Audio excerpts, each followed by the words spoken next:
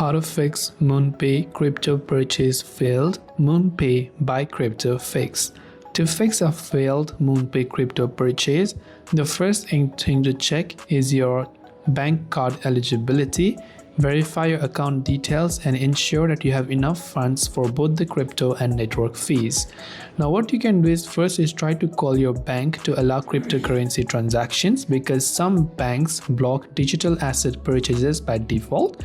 Make sure that your balance covers the crypto cost plus extra money for gas and network fees. You can check that by going to your MoonPay balance section over here.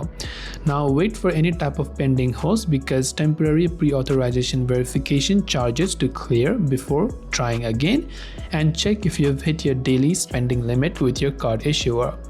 Now there could also be some verification account errors, so make sure that you have a proper verification done and complete all the 3D secure bank authentication steps right away when prompted.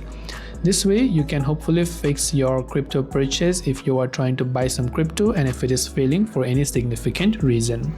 Hope this video helped you out. If you have got any questions, feel free to leave them down below. As always, thank you for watching and see you soon in our next video.